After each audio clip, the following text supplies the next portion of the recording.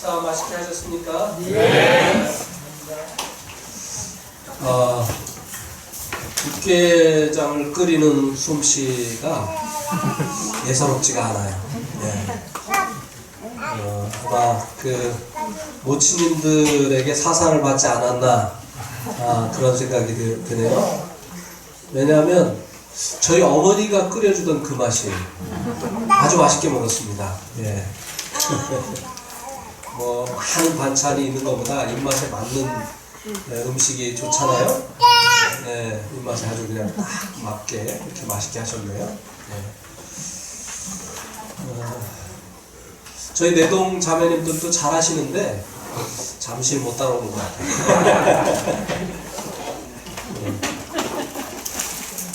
이제 자매님들이 고소하실 시간입니다. 네, 자매님들이 아직 많이 못 들어오신 것 같은데.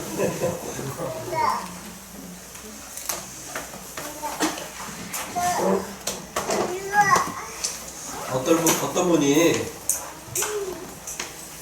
이제 동료들과 힘들 때 그 힘든 것을 어떻게 극복을 하느냐 하는 이야기를 하고 있었는데요. 어떤 분이 자기는 힘들 때마다 수첩에 있는 아내 사진을 본다고 얘기를 한 거예요. 그러니까 사람들이 야, 참 이 사람 자기 아내를 엄청 사랑하는구나. 근데 다들 그렇게 생각을 한 거죠. 그래서 아우 대단하십니다. 이렇게 얘기를 하니까 아니라고, 오해하시지 말라고. 내 인생에 이 여자하고 사는 것보다 힘든 일은 없기 때문에 제가 어려울 때 이 사진을 보면 이건 아무것도 아니다 라고 하는 생각이 든다고 하는 그런 얘기를 했다고 하는 이야기를 들었습니다. 근데 그 이야기를 누가 해줬느냐면요, 총각이 그런 얘기를 해주더라고요. 어디서 들었는지. 뭐 그런 형제님들 안 계시죠? 네. 혹시 계실지 몰라서 말씀을 드렸습니다. 한 10년 된 것 같은데요. 성남에 있는 어느 모임에서 가정 세미나를 했는데, 이제 제가 이제 시간이 되면 가정 세미나를 이제 하면서 이제 시험을 보고요. 시험을 보는데 문제가 어렵지가 않아요. 뭐냐면 이제 그 남편은 이제 아내 생일을 써라. 또 아내는 남편 생일을 써라. 이런 건 쉽잖아요. 근데 이런 것도 안 되는 사람들이 가끔 있어요. 그 다음에 이제 아내는 이제 그 시아버지 시어머니의 생신을 써라. 그 다음에 또 남편은 장인 장모의 생신을 써라 하면 여기서부터 이제 문제가 생기기 시작하는 거예요. 네.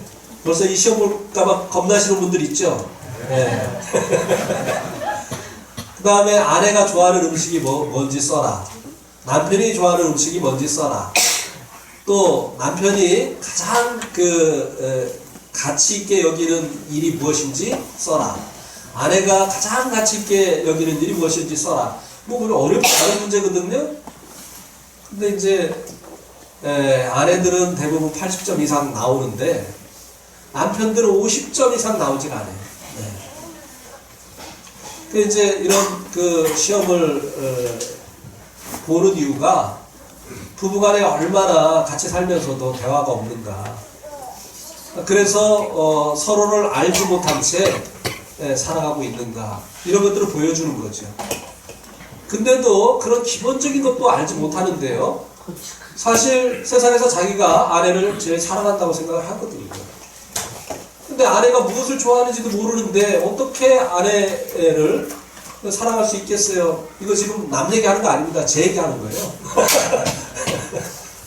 제가 그랬었거든요. 이런 것을 알고 나니까 사랑은 실제적인 거구나.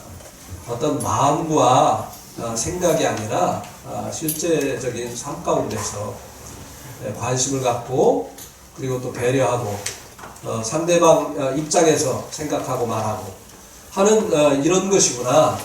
하는 것을 깨닫게 되었습니다. 그래서 이제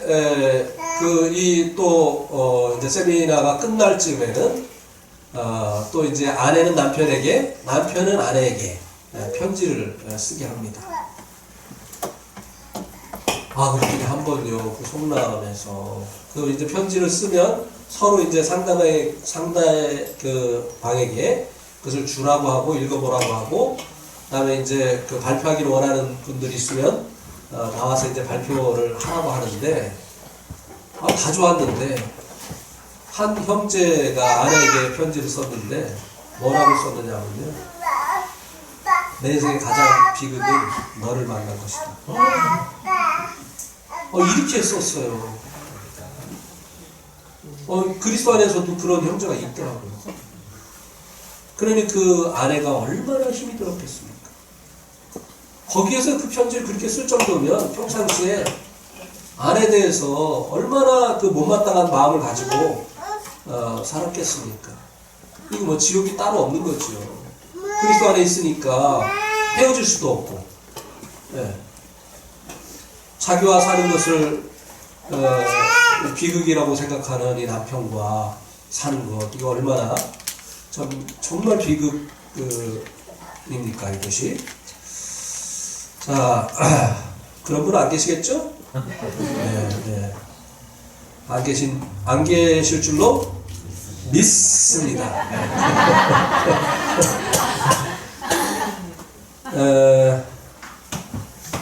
아내들에 대한 말씀을 들으시면서 우리 남편들이, 맞아, 참 내가 하고 싶은 말 다 하시네. 말을 들어야지, 그래야 좀 이쁘지. 이렇게 사사건건 따지고 말을 안 들으니까 내가 사랑이 가지 않잖아? 이렇게 또 생각을 하셨을지 모르겠습니다. 다 남편 책임입니다. 남편이 잘하면 사실 아내들은 말 잘 듣게 돼 있습니다. 고분고분하게 돼 있고, 남편들이 아내들이 고분고분하지 않을 때 남편들은 내가 뭘 또 잘못하고 있나 이렇게 돌아보면 틀림없어요.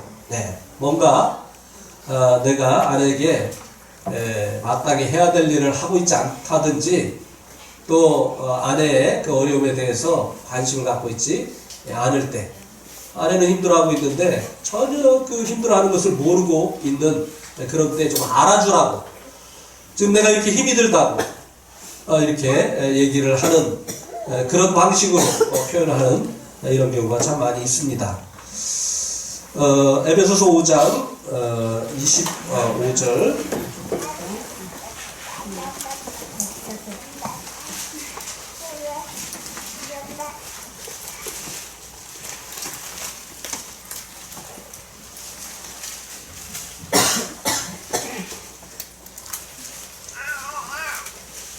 우리 형제님들 읽겠습니다. 25절, 26절 시작. 남편들아 아내 사랑하기를 그리스도께서 교회를 사랑하시고 그 교회를 위하여 자신을 주신같이 하라. 이는 곧 물로 씻어 말씀으로 깨끗하게 하사 거룩하게 하시고. 이제 남편 가정의 이 질서를 위해서 하나님께서 남편들에게도 또 규범을 주셨죠. 그것이 무엇인가 하면요, 남편들은 아내를 사랑하라고 하는 것입니다. 그런데 이제 이 성경에 쓰여진 헬라어에는 이 사랑이라고 하는 단어가 세 가지가 있습니다. 우리가 잘 아는 그 남녀 간의 사랑, 이성 간의 사랑, 에로스가 있고, 그 다음에 이제 친구 간의 사랑, 필레오가 있죠. 그리고 하나님의 사랑, 부모의 사랑, 아가페가 있습니다. 근데 여기 남편들아 아내를 사랑하라 라고 한 이 단어가 헬라어에 어떤 단어가 쓰여졌을 것이라고 생각을 하십니까? 네, 불행하게도 아가페입니다. 필레오면 얼마나 좋겠습니까? 베드로가 이제 주님께서 조금 있으면 다 나를 부인하고 이제 다 이제 도망을 하게 될 것이다. 이렇게 말씀을 하시니까 절대로 그런 일이 없을 겁니다. 내가 죽는 한이 있어도 주님을 쫓을 겁니다. 이렇게 했는데 보기 좋게 닭이 울기 전에 베드로가 주님을 3번 부인을 했습니다. 그리고 나서 주님께서 이 베드로를 회복을 시키시는데요. 뭐라고 물어봤습니까? 베드로에게 내가 나를 사랑하느냐 3번 물어봤어요. 그런데 이제 한국 성경에는 사랑하느냐라는 말이 구분이 없잖아요. 근데요 2번은 내가 나를 아가페 하느냐 이렇게 물으셨어요. 베드로가 너무 떨렸던 거죠. 네가 나 때문에 손해를 봐도 나를 쫓을 수 있느냐? 네가 조건 없이 나를 쫓을 수 있느냐? 그거 물어보신 거예요. 너는 그럴 수 없는 사람이다.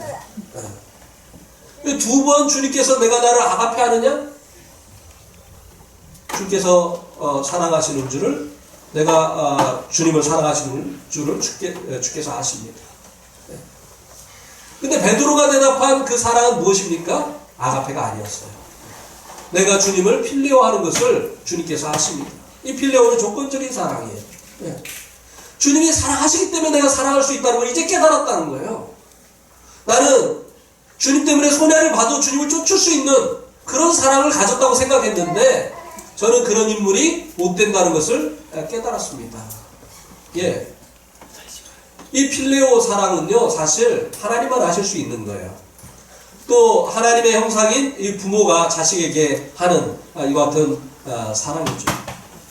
그런데 여기 이 남편들에게 주신 이 말씀에 아내를 어떻게 하라고 했어요? 아가페 하라고 했어요. 네. 이게 참 엄중한 말씀입니다. 그러니까 뭐 신혼 초에는 뭐 사랑하라고 안 해도 난리가 나잖아요. 예, 그냥 막 세상과 나는 간고도 없고 그냥 막 아내만 보이잖아요. 모든 것이 좋아 보이고 모든 것이 이뻐 보이고 막 사랑이 너무 가서 문제죠. 근데 문제는 시간이 가면서 그런 이제 감정이 사라진다고 하는 겁니다.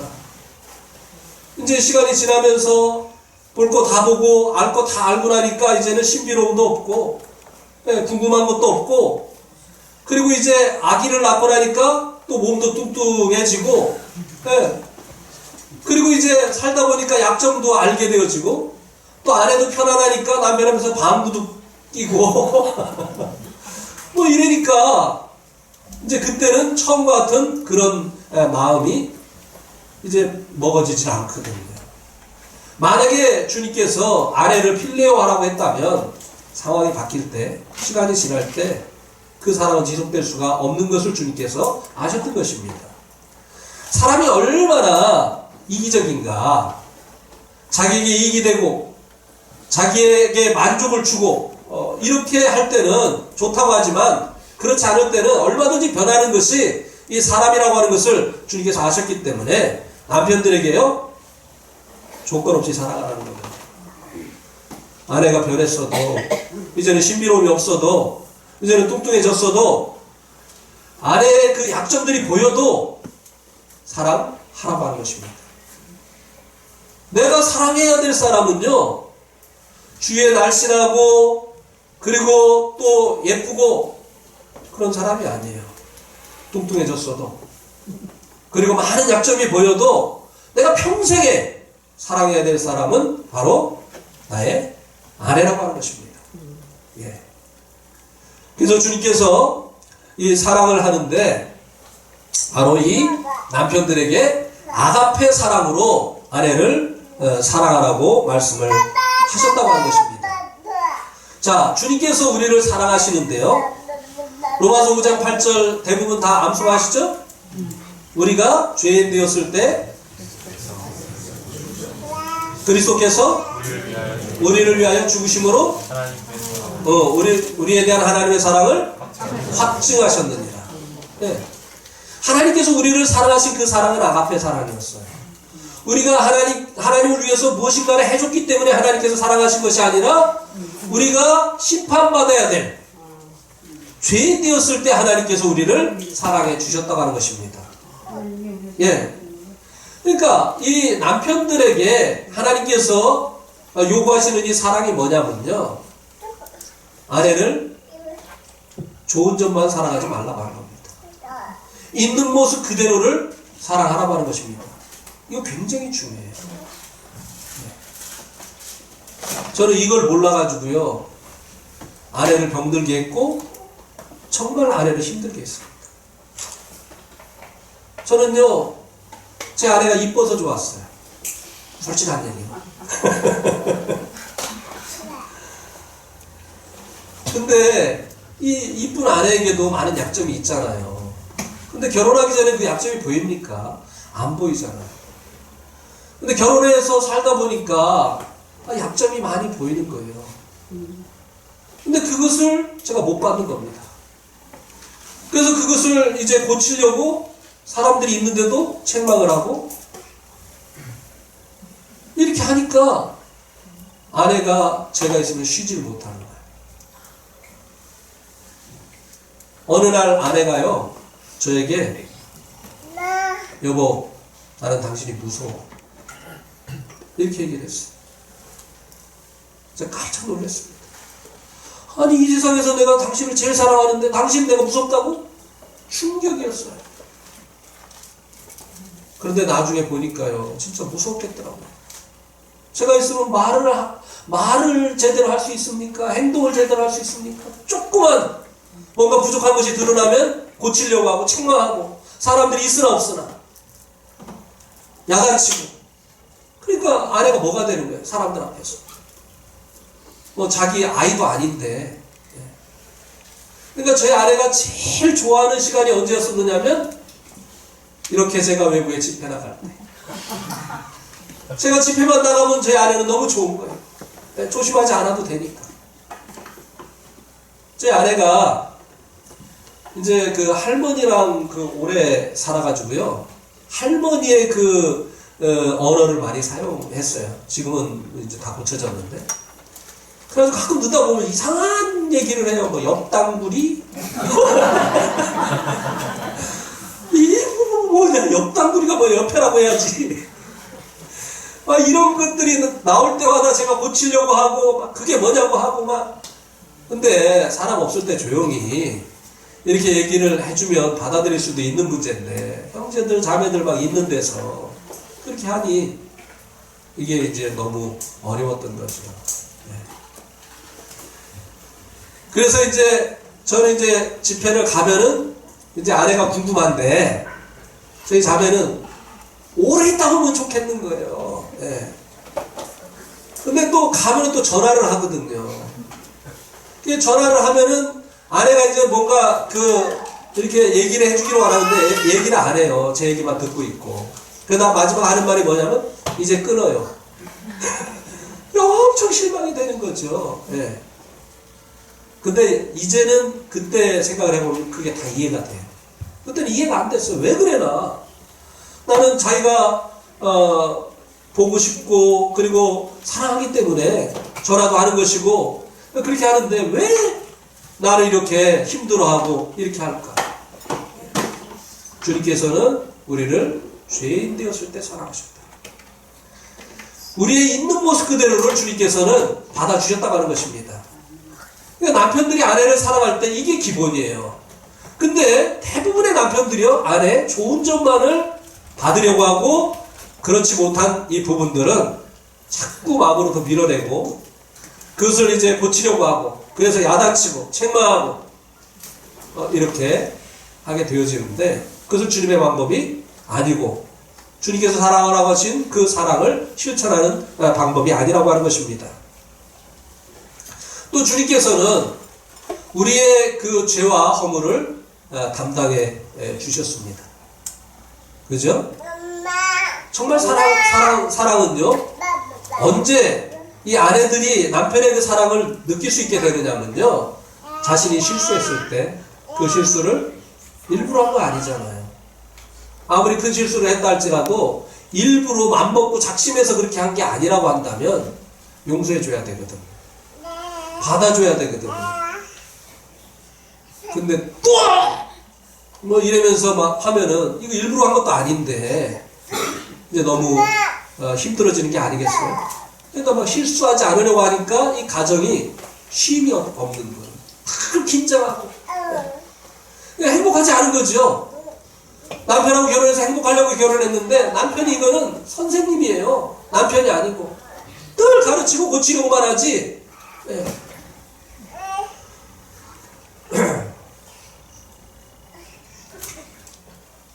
제가 이제 결혼을 해서 아내에게 이제 그 사랑한다고 하는 이 그 말을 자주 했습니다. 근데 이제 사랑해서 사랑한다고도 했지만 제가 이제 사랑한다고 말을 한 그 이유가 또 있는데요. 그게 뭐냐면은 아내에게서 사랑한다는 말을 듣고 싶었어요. 근데 제가 아무리 사랑한다고 해도 저희 아내는 나도 이래지 사랑한다고 하는 말을 안 하는 거예요. 내가 언제 그랬냐는 표정을 이렇게 하는데 사랑한다고 하는 말을 안 해요. 근데 이제 저희들이 네팔에서 나와서 이제 네팔로 이제 돌아가게 됐는데요. 이제 저는 일정이 남아 있어서 아내가 먼저 돌아가게 됐습니다. 그래서 모강에 이제 마중을 나가서 이제 비행기 티켓팅을 하고 돌아서서 이렇게 나오는데 불과 1분도 안 됐을 거예요. 오다가 아내가 갑자기 그러는 거예요. 깜짝 놀랐어요. 근데 또 무슨 일이 벌어졌나. 돈가방을 성도들이 헌금해준 돈이 거기에 있는데 돈가방을 그 테이블에다 놓고 온 거예요. 그래가지고 불과 1분도 안 됐기 때문에 돌아가면 있을 것이라고 생각하고 돌아갔는데 없어요. 경찰한테 신고를 해서 뭐 그 입구를 봉쇄하고 뭐 이렇게 막 하는데도 못 찾았습니다. 아내가 이제 그 아이를 낳고 여자들이 건망증이 심해지잖아요. 그래서 이제 가끔 이렇게 잃어버리는 일이 있었는데 이제 그때 잃어버리니까 막 여기서 올라오더라고요. 아니 이거 성도들이 헌금해 준 것까지 이제 잊어버리는 어떡하냐. 막 여기서 막 이제 막 화가 막 올라오는데 요쪽 한쪽 편에서는 지금이 기회다. 네가 아내에 대한 사랑을 보여줄 수 있는 지금이 기회다. 두 마음이 싸우는데요. 근데 이제 다행히 이쪽 마음이 이겼어요. 그래가지고 아내한테 아내 어깨에다 이제 손을 얹고 여보 괜찮아. 나는 그것보다 당신이 더 귀해. 나한테는. 이렇게 얘기를 해서 제 지갑에 있던 그 돈을 좀 주고 전화가 왔으니까 먼저 가서 기다리고 있어. 내가 나중에 갈게. 이렇게 하고 이제 보냈어요. 그랬는데 이메일이 왔는데요. 뭐라고 거기다 써놨는지 아세요? 여보 사랑해. 할렐루야!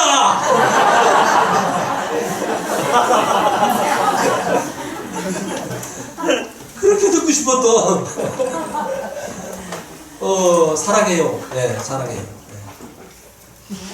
네. 주님의 그 사랑을 주님께서 우리에게 어떻게 나타내 보여주셨습니까? 우리의 죄를 주님의 것으로 받으셔서 그 죄를 위해서 십자가에 돌아가 주신 이를 통해서 주님께서 우리에 대한 그 사랑을 확실하게 증거해 주셨잖아요.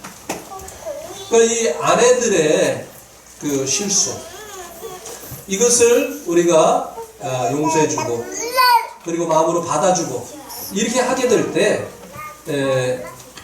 아내가 남편의 사랑을 실제적으로 느끼고 경험할 수 있게 되어지는 것을 저도 경험을 했었습니다. 그 다음에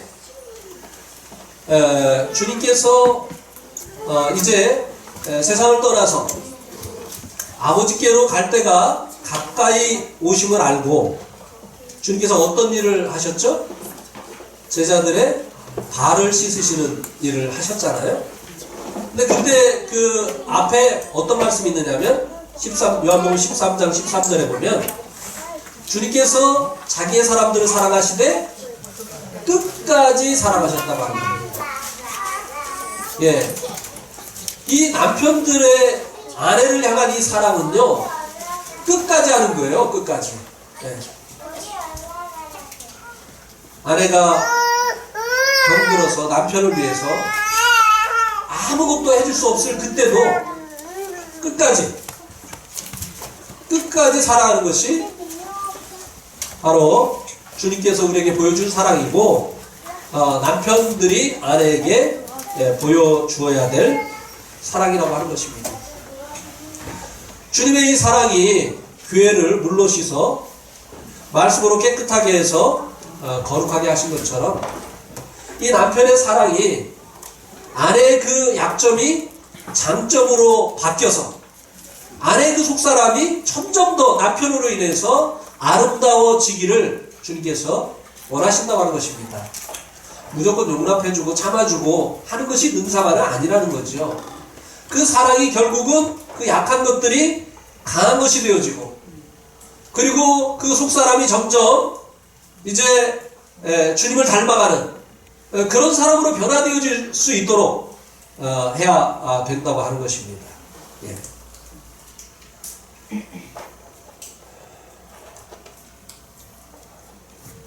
그리고 이제 28절에서 30절에 보면요, 이와 같이 남편들도 자기 아내 사랑하기를 자기 자신과 같이 할지니 자기 아내를 사랑하는 자는 누구를 사랑하는 거라고요? 자기를 사랑하는 것이라. 예. 왜 아내를 사랑해야 되느냐 하는 이유 중에 하나입니다. 결국은 아내를 사랑하는 것은 자기를 사랑하는 것이라고 하는 것입니다. 머리가 몸을 챙기는 것은 결국은 자기를 위하는 것이죠. 어느 날 몸이요, 이제 손을 괘씸하게 여기기 시작했어요. 왜냐하면 맨날 자기만 먹어. 입을 괘씸하게 여기기 시작했어요. 왜냐하면 보니까 자기만 먹어. 네. 그래가지고 이 머리가 손에게 명령을 했어요. 절대 입에다가 음식 떠넣어주지 말라. 근데 이제 그 입에 음식이 안 들어오니까 이제 생각하는 것조차도 힘들어지기 시작하는 거예요. 그러면서 이 머리가 이 지체들을 위하는 것이 결국은 나를 결과적으로 위하는 것이구나 하는 것을 깨달았다고 하는 거 아닙니까? 예. 결국 이 아내들을 이 남편들이 사랑해야 될 그 이유는요, 결국은 아내를 위한 것이기도 하지만 자기를 위한 것이라고 하는 것입니다.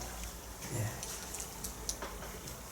아내와 남편은 하나이기 때문에 이 남편의, 이 아내의 약점, 그 다음에 부족한 것들, 이런 것들이 다 남편의 것이고, 이런 것들을 감당해 주게 될 때 이제 아내에 대한 그 사랑을 이제 나타내 보여줄 수 있게 된다고 하는 것입니다.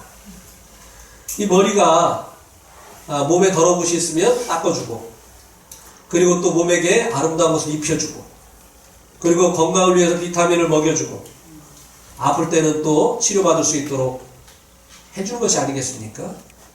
그렇게 하는 것이 그 몸을 위하고 결국 자신을 위하는 것이 되어지는 것처럼, 남편이 아내를 위하는 것은 결과적으로는 자기를 위하는 것이 되기도 한다고 하는 것입니다. 어떤 형제가요, 저희 자매가 이제 아프니까 전화를 해가지고 네팔에 있을 텐데요. 자매님이 빨리 회복이 되셔야 될 텐데. 그래요? 그러면서 그래 빨리 회복이 돼야 될 텐데 그래서 그래 빨리 회복이 돼야지. 근데 그 다음에 뭐라고 얘기를 하느냐면 네팔 선교의 50%는 자매님이 하시는 건데 그래. 그래서 50%냐? 진짜 반을 한다고? 한 10%라면 내가 수긍을 하겠다만 뭐가 50%냐? 근데 아내가 아파가지고요. 이제 장모님한테 가 있으니까요. 제가 할 수 있는 일이 거의 없더라고요. 그때 50% 이상이라는 것을 알았어요. 그 전에는 몰랐어요. 아내를 위하는 것이 정말 나를 위하는 것이라는 것을 그 전에는 잘 몰랐어요. 그 잊어버릴만 하면 그런 일이 생겨요. 이번에도 아내가 이제 죄송합니다. 코가 막혀서 제가 한번 풀어야 될 것 같습니다.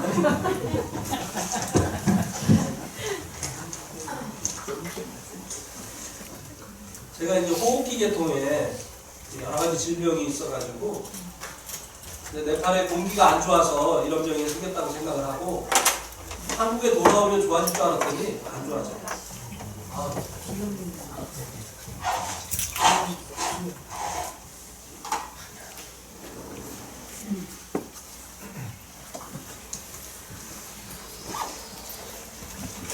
요번에 이제 장모님이 이제 제주도에 계시거든요. 혼자 계시는데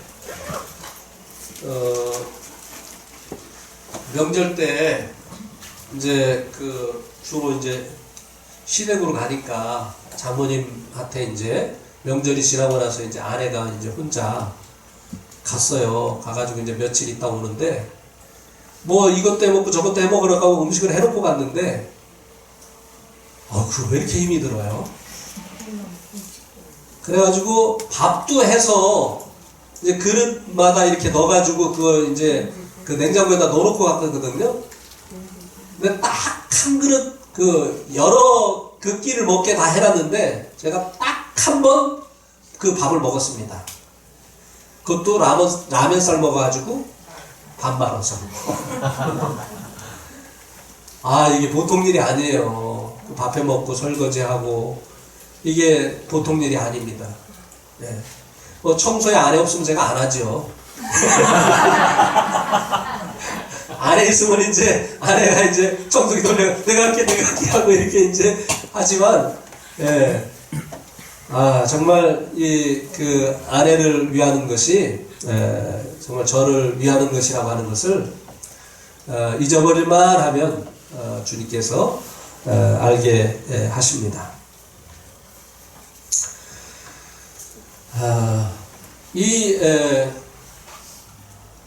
남편들이요 아내를 사랑하기 위해서요 먼저 아내에게 존경을 받아야만 됩니다. 그러니까 이게 무슨 얘기냐면요 존경을 받을 짓을 해야 한다는 거예요. 무조건 건의만 내세우고 내가 버리니까 무시하고 이렇게 해서 건의가 쓰는 것이 아니라고 하는 것입니다. 남편이 아내에게 존경을 받아야 되죠. 그러기 위해서는요 교회 생활과 집에서 생활하는 것이 똑같아야 돼요. 네. 어떤 목사님 사모님이 자기 남편이 강단에 올라가면 제발 내려오지 말라고 기도한다는 거 아닙니까? 그리고 강단 밑에 앉아있으면 제발 올라가지 말라고 기도한다는 거 아니에요? 네. 그냥 강단에 올라가 있으면 너무나 거룩하고 좋은데 내려오면 달라지니까 그 내려가 있을 때는 그 사람은 올라가면 안 되는 사람이니까 거기 계속 있으라고 기도를 한다는 것이 아니겠어요? 이런 경우는 아내들이 마음으로 존경하지 못합니다. 교회에서는 그렇게 거룩한데 집에 오면 성경도 안 보고 뭐 그냥 맨날 텔레비전만 보고 말이죠. 텔레비전만 보면 덜하죠. 뭘 보는지 문 닫아놓고 인터넷만 막 보고 말이죠. 야동을 보는 건지 뭐를 보는 건지 야동이 뭔지 모르죠. 우리 자매님들은. 알아요? 어떻게 알아요? 네. 이렇게 이중생활하는 이런 남편들 존경받지 못합니다. 그죠? 네. 그리고 어떻게 됐든 이 남편은요, 경제적으로 가정을 책임져야 돼요. 이 가정을 책임지지 못하는 이 남편들은요, 아내가 기쁨으로 남편을 따르고 순종하는데 어려움을 주는 것입니다. 네. 남편이 경제적으로 책임을 못 지니까 아내가 힘들게 일하면서 남편은 집에서 있고 아내는 힘들게 일을 하고 그런 그 아내의 마음속에서 정말 즐거움으로 기쁨으로 남편을 이제 존경을 할 수가 없겠죠. 그래서 정말 안 되면 막노동을 하더라도 이 남편은 이 가정에 경제적인 것을 책임을 져야 됩니다. 그때 아내에게로부터 존경을 받을 수 있게 되는 거죠. 그 다음에 아내를 위해서 책망하고 가르치려고 하고 지적하고 이렇게 하는 남편보다 그 아내를 위해서 하나님 앞에 눈물로 기도하는 남편은 존경을 받습니다.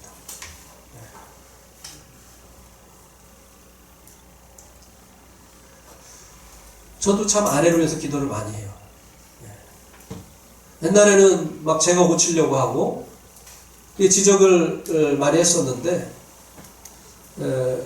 이제 그렇게 해서 유익이 없다는 것을 주님께서 여러 번 보여주셨기 때문에 계속 주님 앞에 이런 부분들은 주님 좀 바꿔주십시오.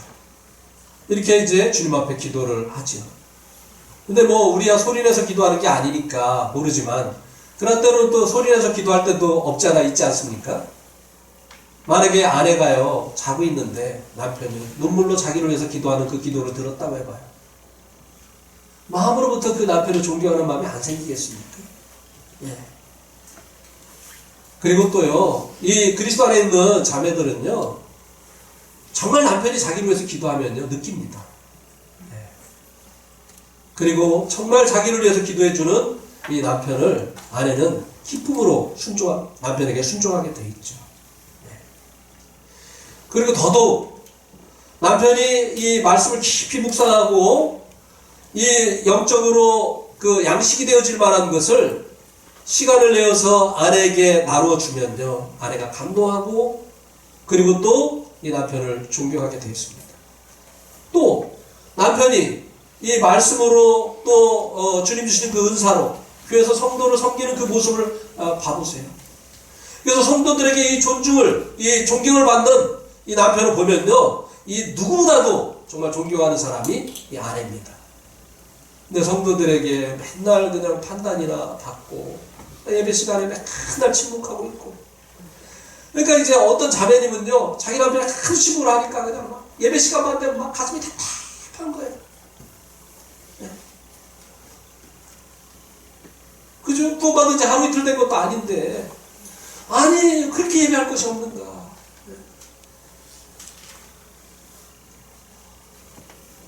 구원받은 지 얼마 안 된 이 형제들도 막 그냥 그 예배를 막 드리면 성도들이 아멘으로 동참하고 화답을 하고 이렇게 하는데 말이죠. 네. 예배 시간에 벙어리 제사장 노릇하시는 남편들 반성하세요. 구약 시대 때 벙어리 제사장이 있어요, 없어요? 없어요. 벙어리 제사장 없어요. 자격이 없어요, 벙어리 제사장은. 그래서 이제 제가 네팔에 있을 때 이제 형제들을 가르치면서 벙어리는 제사장 자격이 없다. 그러니까 예배 시간에 잠잠하고 있는 사람 제사장 자격이 없다. 입을 열어서 하나님 앞에 예배 드려라. 그래서 이 네팔 형제들은요 예배 시간에 대부분 다 예배에 참여합니다. 그냥 아내들 가슴 답답하게 만들지 마세요. 또 이런 남편 존경받지 못합니다. 교회에서 사사건건 반대하고, 그리고 이제 회의하면은 소리 지르고, 그리고 그냥 회의하다가 니들끼리 잘해 먹어라 하고 문 팍 닫고 막 나오고, 그러면요 아내가 어쩔 줄을 모르는 거예요. 남편이 그러면 그 남편을 쫓아가야 돼요? 어떻게 해야 돼? 같이 싸워야 돼요? 어떻게 해야 돼? 정말 이거요 너무너무 힘들게 하는 거예요. 그럼 이제 남편은 또 뭐냐면은, 내가 그렇게 하는데 어떻게 참을 수 있어? 근데 성경에 다른 사람을 화를 내게 하는 것도 죄지만 화를 내는 것도 죄라고 했습니까? 아니라고 했습니까? 화를 내는 것도 죄예요. 네. 화를 내는 것도 육이에요. 네. 그러니까 그게 이 싸움에서 지는 거거든요, 사실은. 영적인 싸움에서 지는 거거든요. 근데 그런 습관이 있는 분들은요, 번번이 그렇게 해요. 하여튼, 다투고 분열하는, 그런 이제 트러블 메이커, 이런 분들은요, 절대 아내에게 존중받지 못합니다. 네. 피스메이커. 그런 다툼과 분열이 있을 때, 잘 그 문제를 해결하고 교회가 화목할 수 있도록 하는 그 남편, 아내가 존중하지 않겠어요? 자랑스럽지 않겠습니까? 네.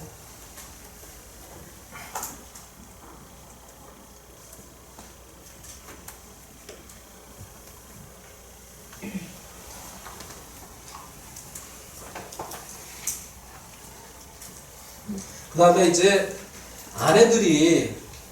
대부분의 이제 아내들이 원하는 게 뭐냐면요, 내 말 좀 들어주라는 거. 내 말 좀. 뭐 밖에서는 말도 잘 들어주고 뭐 그냥 사근사근 얘기도 잘하는데 집에만 오면 그냥 아내가 좀 얘기 좀 하려고 하면은, 그래서 근데 간단히 몇 점만 아내는 얘기하고 싶은 거거든요. 하나님께서 우리를 왜 구원하셨죠? 네. 하나님께서 우리를 증인 삼으시어서 구원받지 못한 사람들에게 복음 전하게 하시려고 구원하신 것도 있지만, 고린도전서 1장 9절 한번 보겠습니다. 고린도전서 1장 9절.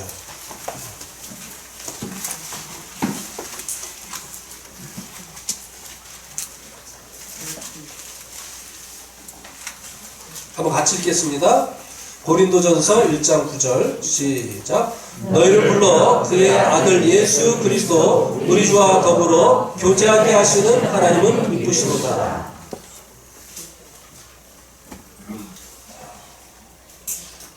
여기 보니까 너희를 불러 그 아들 예수 그리스도 우리 주와 더불어 교제케 하시는 하나님은 기쁘시다. 하나님께서 우리를 부르신 그 부르심의 목적이 여기 무엇이라고 말씀해주고 있습니까? 우리 주님과의 교제다. 예. 여기 그 형제님들, 이제 결혼한 형제님들 계신데, 결혼한 목적이 내 빨래 해주고 밥 해주고 청소해주라고 하는 그 목적을 가지고 결혼하신 분 계십니까?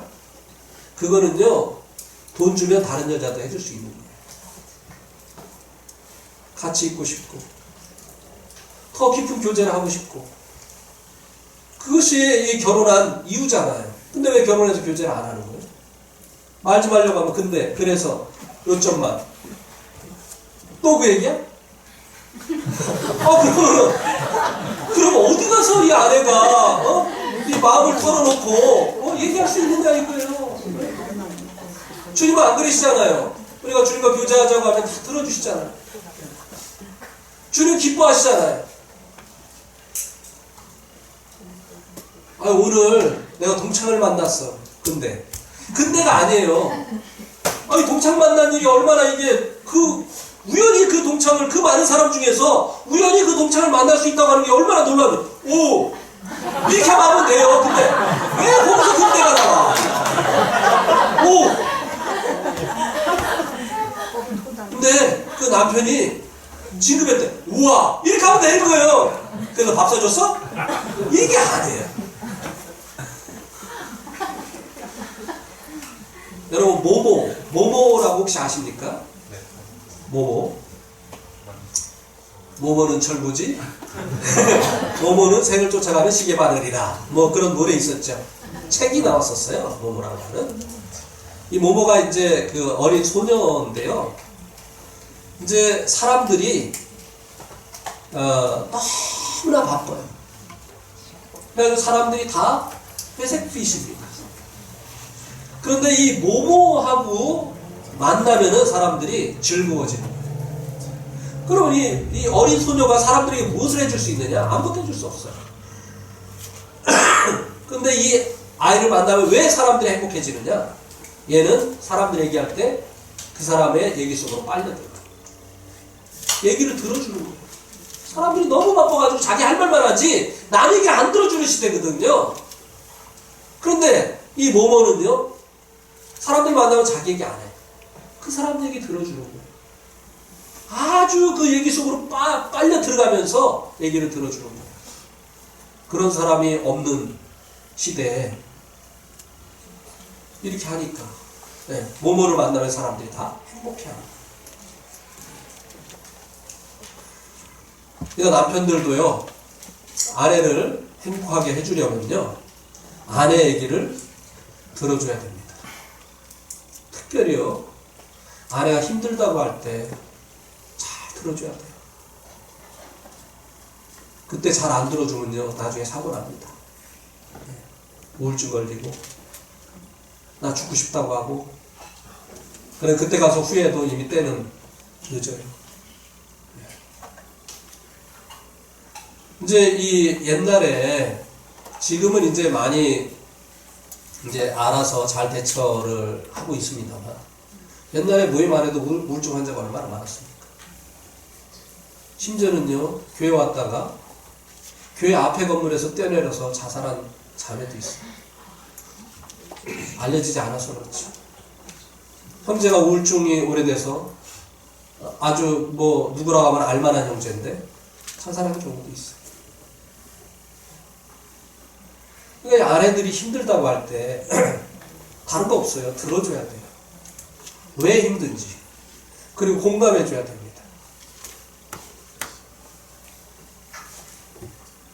저희 아내가요, 사람이 이제 굉장히 이제 다소곳한 그런 성격이거든요.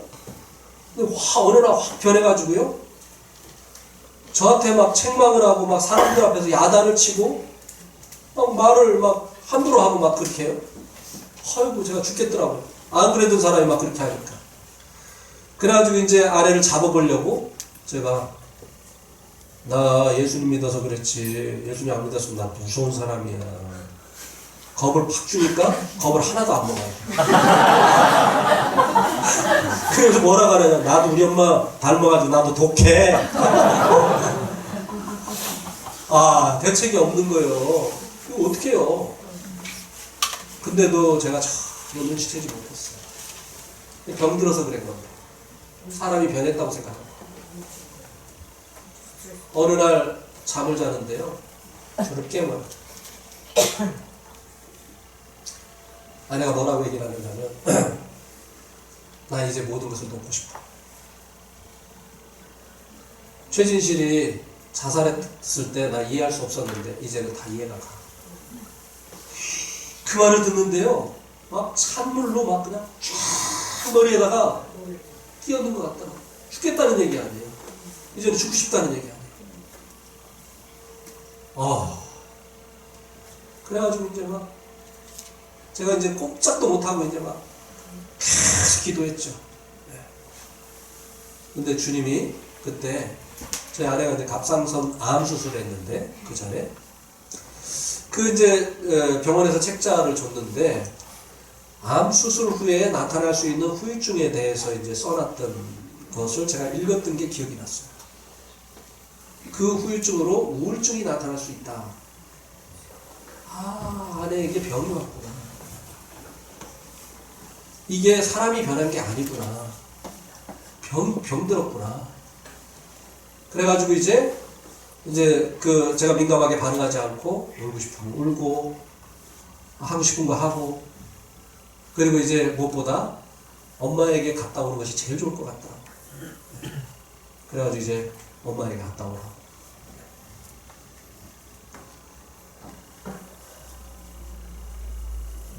근데요, 그 우울증이 걸린 그 아내들의 남편을 보면요, 다 저 같아요. 아내가 우울증 걸리게 만드는 스타일이에요. 아내가 뭘 좋아하는지, 아내가 뭘 싫어하는지 몰라요. 그러니까 아내가 싫어하는 짓을 계속 하는 거예요. 아내가 좋아한다는 거 한 번도 해주지 않는 거예요. 면박이나 주고 벚꽃놀이 가져가는데 뭐 벚꽃놀이. 막 아내는 그 벚꽃을 보면 막 이러는데 옆에서 졸고 있어요. 자기는 이렇게 위험한데 운전하고 싶지 않다는 거예요. 그러니까 이 아내가 병들지요. 사람이 감정을 가진 이 동물인데 이 정서적으로 이 남편과 살면서 충족이 안 돼요. 자매님도 고소하죠? 또 아내를 또 이제 이제 집에 이제 손님들을 치를 때가 있지 않습니까? 뭐 이건 아내가 해야 되는 일이다 이렇게 당연하게 여길 게 아니라 손님들 가고 나면 여보 수고했어요, 고마워요, 그 말 한마디에 사실 힘든 거 잊어버리는 거거든요. 근데 당신 내 아내니까 내 손님 치러야지 이렇게 당연시 하면 안 되는 거죠. 음식점 가가지고 자기 돈 내고 먹고도 나오면서 잘 먹었습니다 이렇게 하는 사람들이 왜 자기 아내한테는 고맙다고 수고했다고 말 안 하는 거예요? 왜 그 말을 아끼는 거예요? 그리고 또 음식에 대해서도 아유 음식 참 맛있었다고 신이 나는 거죠. 근데 이제 지금은 이제 저희 아내가 고쳐졌습니다만 저희 아내한테 제가 한동안 음식이 맛있다는 얘기를 못했어요. 왜냐면 맛있다고 하면 그거만 계속해서 줘요. 그렇게는 하지 마세요. 또 뭐 성도들을 이렇게 아내가 이제 생각을 해서 섬기는 경우가 있잖아요. 아이들을 보니까 맨날 똑같은 옷을 입고 오고 그러니까 가서 이제 아이들의 옷을 사서 이제 성도에게 줬다든지 또 뭐 시골에서 보내온 채소나 이런 것들을 성도들과 나누었다든지 이렇게 착한 일 할 때가 있잖아요. 그럼 격려해줘야지. 여보 참 잘했어요. 그 성도가 얼마나 좋아할까. 그렇게 하게 될 때 자꾸 하고 싶고 힘이 나고 그렇게 되어질 것이죠. 그리고 이제 다시 말씀을 드립니다만 시간이 됐죠? 네. 이제 고소한 거 끝내야 되겠네. 있는 모습 그대로 아내를 받으라고 하는 겁니다.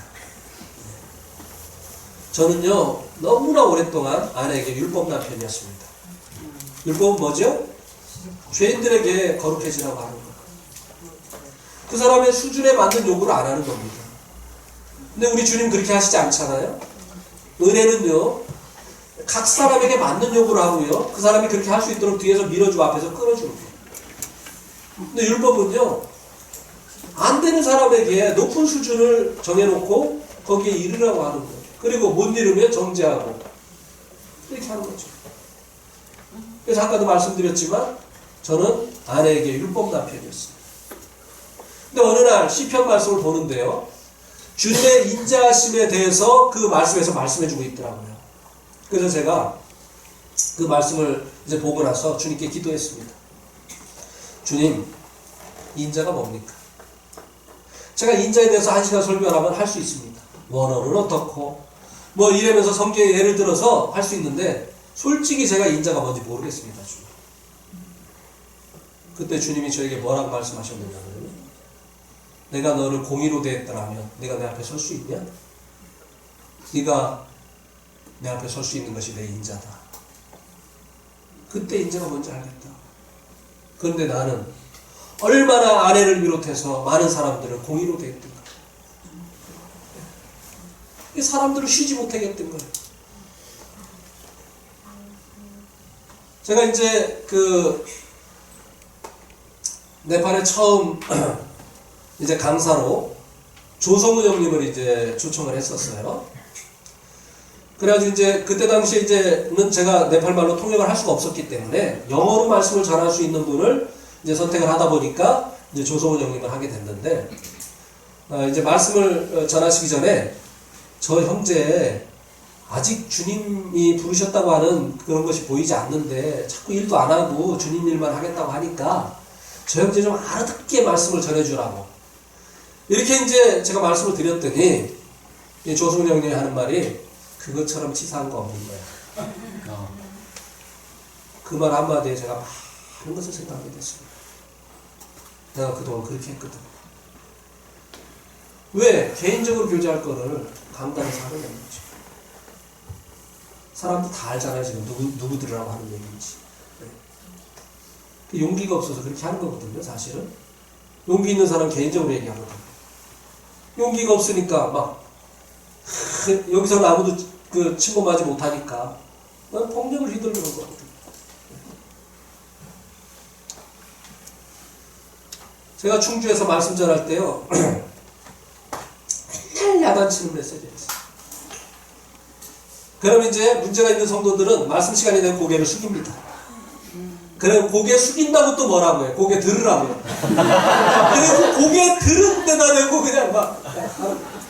그러면 이제 그 다음에는 가야 야단 맞으니까 안 와요.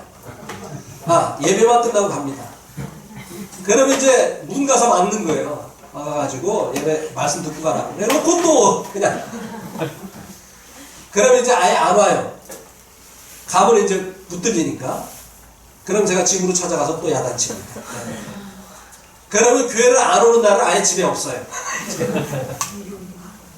그런 일들이 다 스쳐갔어요. 아내에게도 얼마나 그렇게 합니까? 주님은 저에게 인자로 대하셨는데 나는 얼마나 율법적으로 모든 사람을 대하고 아내를 대해서 아내를 힘들게 했는가. 얼마나 내가 무서웠을까. 제 별명이 송곳이었습니다. 하도 찔러대니까. 그래 제가 인자를 알겠습니까? 지적하고 야단치고 이렇게 해서 고쳐지는 거 아무것도 없습니다. 주님의 그 사랑이 우리의 마음을 녹이고 우리가 자원해서 죄로부터 떠나고 또 주님을 사랑하게 되어지고 주님을 본받게 되어진 것이 아니겠습니까?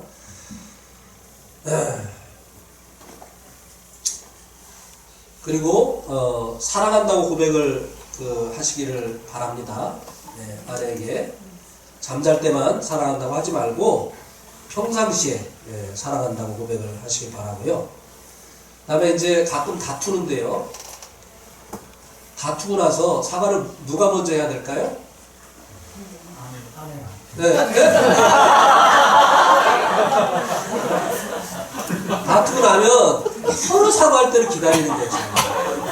그죠? 그러니까 이제 이게 점점 이제 문제가 깊어집니다. 그죠? 시간이 지나면 지날수록 문제가 깊어져요. 근데 머리가 먼저 해야 되겠죠? 그죠? 형제가 먼저 사과해야 됩니다. 네. 그 싸움에 대한 책임을 누가 져야 되느냐면 머리가 져야 되는 거예요. 네.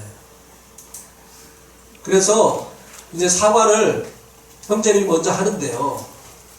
사과를 하는 또 방법이 있습니다. 자기가 이제 대부분 형제님들이 화를 내잖아요. 화를 내가지고 문제를 크게 만들잖아요. 그러면 사과를 할 때 이제 대부분 이렇게 사과를 하죠. 오늘 내가 소리 지르고 못 참아가지고 화를 냈는데 네가 그렇게 했으니까 내가 화를 냈지. 이거 사과 아니에요? 그 얘기를 하지 마세요. 제가 소리 지르고 화내가지고 마음 상했지. 미안해. 그거만 해. 거기까지만. 그러면 아내도 아니요. 화낼 말 했죠. 이렇게 되는 거예요. 그죠? 예.